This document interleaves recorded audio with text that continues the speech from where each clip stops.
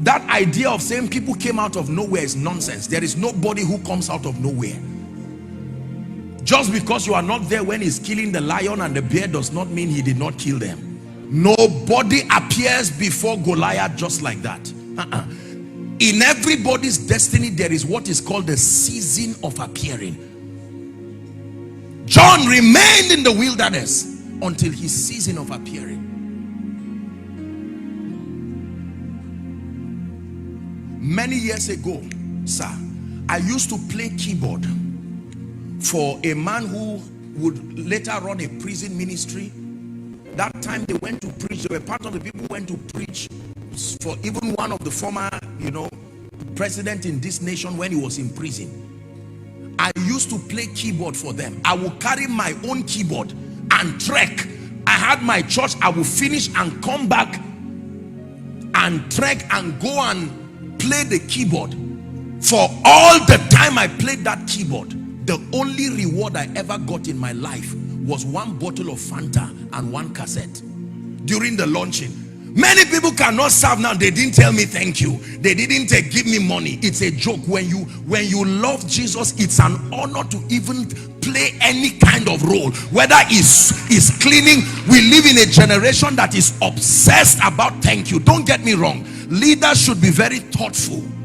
However, if thank you is your motivation, forget about greatness. God sees my heart that I served with all my life and I gave my best. It was not the best in the rain and the sun. The keyboard is my own. No, it's not like maybe it was. I will carry it by myself and go and set it up and play with joy and return back. Everybody say service. Never trust people who don't have a track record of serving. I repeat, never trust a man of God, a businessman who does not have a track record of service. Among the many things that service does is it begins the foundation of your appreciating checks and balances. Some of this unguarded living, where nobody is able to constructively communicate truths that can help us, it comes because most people they don't understand the power of structure. When Elisha, who would later become a great prophet, it was not in his destiny to be a prophet. The prophet should have come out from the sons of the prophets, because Elijah had a group he was training, but it was through service. The Bible calls Elisha the man who poured water on the hand of Elijah. To appreciate that, you need to know how angry and how temperous a person Elijah was. Do you know the things that Elisha had to endure?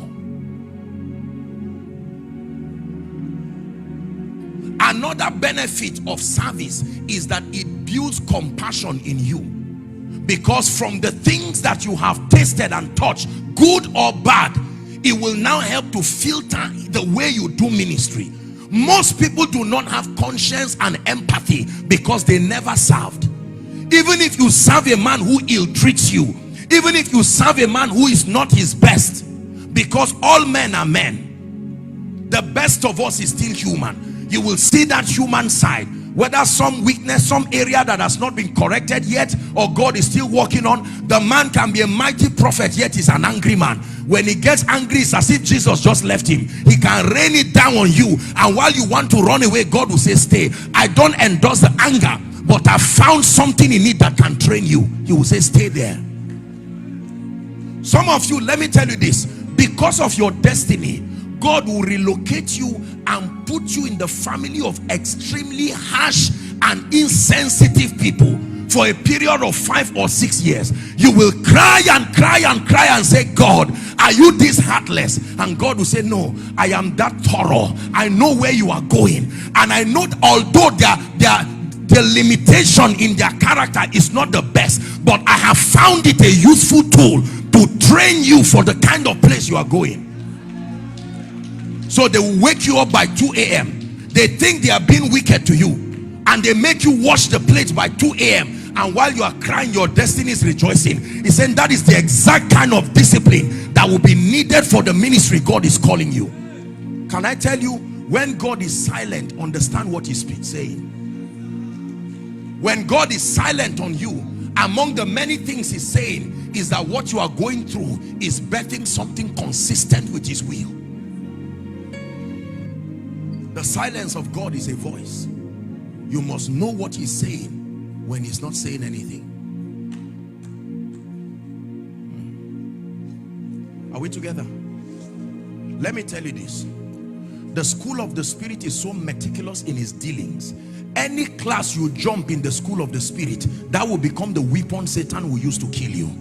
In the physical universities and colleges of education, you can miss certain lectures and just read up during exam and write and pass. But in the school of the spirit, when you miss character 101, something you don't know there will wait until you become a millionaire before it manifests. When you miss prayer 101, it will wait for you until the day demons attack you. Everybody say service. Most of the things you want to learn have been designed for you in service. Some of you are in this house now.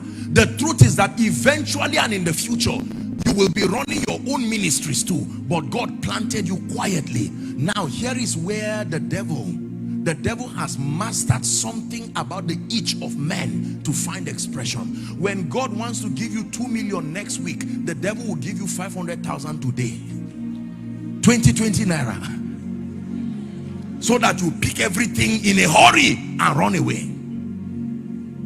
Some of you are in this church right now. Some of you are men of God under others. You are anointed sincerely, even more anointed than maybe your various overseers. And the devil would design men who come to tell you, did you listen to the message pastor preached? You know that revelation you were correcting in our little Bible study. You see the mistake he was making too. And they begin to say something to you that brings pride. Some of you may come from backgrounds where your pastors may not have that kind of revelation, and God keeps you there and say, don't worry, I will supplement for his inadequacy. Thank God for internet. But there is something about his character that kept him for 60 years as a reverend. Learn. Are we together? Let me tell you this. When you see great people who God does not seem to be lifting, don't help him lift them. There is something he's doing with them. Why are you in the welfare department and yet you can pray for 7 hours? God says stay there. There is something I'm teaching you. And sometimes you can feel so insulted and feel, I thought by now I should be a pastor, a deacon. Is it that my pastor is blind? With the kind of grace I have, with all humility, every other person, they know that I have revelation and I have this. I go and preach somewhere and they celebrate me, yet I come to my own church and I sit down quietly. Let me advise you, stay there and pay attention to what you are learning, because these days that you are rushing to leave, you will miss it. Everybody